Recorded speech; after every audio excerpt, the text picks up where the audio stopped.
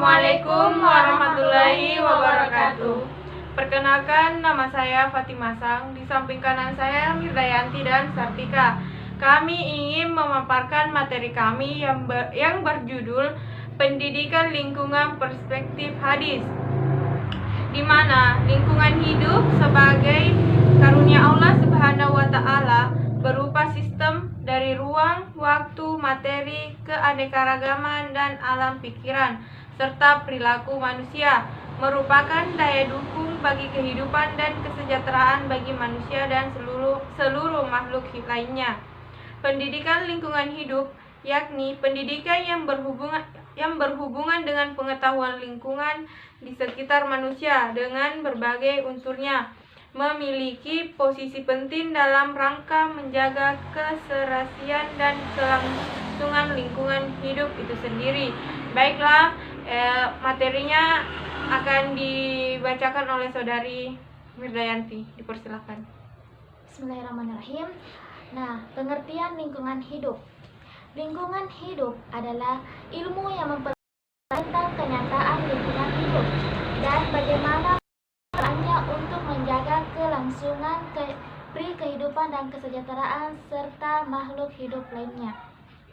Secara formal, lingkungan hidup dapat dipandang sebagai suatu sistem yang merupakan kesatuan ruang yang dengan semua benda, daya, keadaan, dan makhluk termasuk di dalamnya manusia dan perilakunya yang mempengaruhi kelangsungan kehidupan dan kesejahteraan manusia serta makhluk hidup lainnya. Lingkungan hidup merupakan sistem dari ruang, materi, waktu, keanekaragaman, dan alam pikiran serta perilaku manusia. B. Perspektif hadis tentang pendidikan hidup. Pendidikan lingkungan. Secara ideal, agama Islam sebagai suprastruktur ideologis masyarakat Muslim diyakini memiliki nilai-nilai yang cukup intens dalam hal permasalahan lingkungan. Cukup banyak ayat-ayat Al-Quran maupun hadis Rasulullah Sallallahu Alaihi Wasallam yang berbicara mengenai lingkungan, baik dengan ungkapan langsung, tidak langsung, ataupun dengan penceritaan kasus yang bermuatan ekologis. Namun kenyataannya, secara faktual, tampilan perilaku ekologis di permukaan masyarakat Muslim tampak masih beragam. Ada yang cukup tinggi, sedang, dan rendah. Bahkan yang disebut terakhirlah justru yang banyak mewarnai mayoritas kehidupan komunitas Muslim. Wawasan lingkungan hidup dititahkan dalam bentuk perbuatan ihsan dan larangan melakukan kerusakan di muka bumi. Sebagaimana syariah mengatur hubungan vertikal dan horizontal, yaitu ibadah dan muamalah. Ibadah adalah diwujudkan dalam bentuk hubungan antara manusia dengan Robnya yang bermakna kesolehan pribadi yang membutuhkan disiplin pribadi. Yang muamalah merupakan bentuk hubungan antara manusia dengan sesamanya serta alam semesta di sekitarnya yang mana membutuhkan kesolehan sosial dalam disiplin pribadi dan solidaritas sosial yang kuat. Sebuah hadis yang berasal dari Abu Hurairah dapat menjadi salah satu contoh pentingnya menjaga dan memelihara lingkungan. Rasulullah Shallallahu Alaihi Wasallam bersabda, yang artinya, takutlah kamu kepada dua hal yang dilaknat. Mereka bertanya, apa yang dua hal itu? Rasulullah Shallallahu Alaihi Wasallam menjawab, orang yang membuang hajat di jalanan atau tempat perteduhan. Bahkan menurut riwayat Abu Daud, ada 3 tempat yang sangat terkutuk untuk buang air, yaitu buang air di sumber air atau mata air, buang air di tengah jalan, dan membuang air di tempat-tempat perteduhan. Dalam riwayat lain, Imam Nasai dalam sunannya membuat juga tentang larangan membuang air di lubang. Tentang hadis ini, Al-Sindi menjelaskan bahwa pelarangan dimaksud karena lubang tersebut menjadi tempat tinggal jin, ular, ataupun makhluk lainnya. Begitu pula terdapat larangan buang yang tergenang dan air yang mengalir.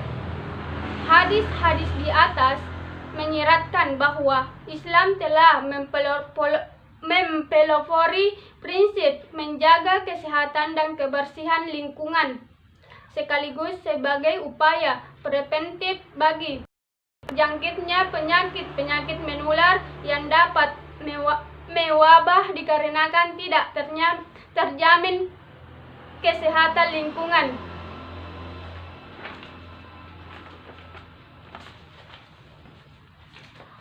Visi pendidikan lingkungan hidup dalam perspektif Islam disadari oleh visi lingkungan yang utuh, menyeluruh, holistik, integralistik.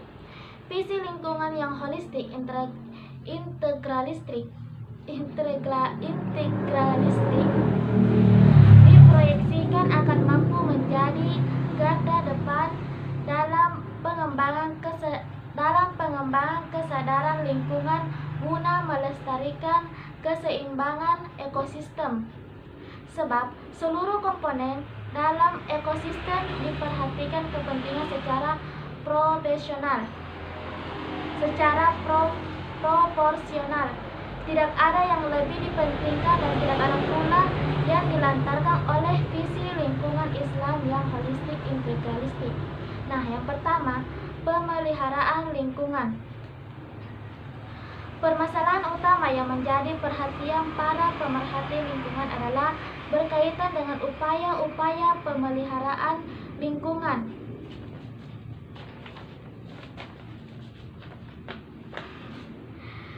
Nah, yang kedua, yakni usaha penghijauan.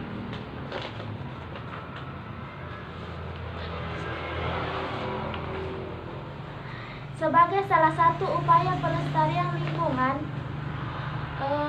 reboisasi penghijauan merupakan aspek penting yang tidak dapat ditinggalkan. Perhatian sunnah Nabi terhadap upaya-upaya penghijauan ini sangatlah besar.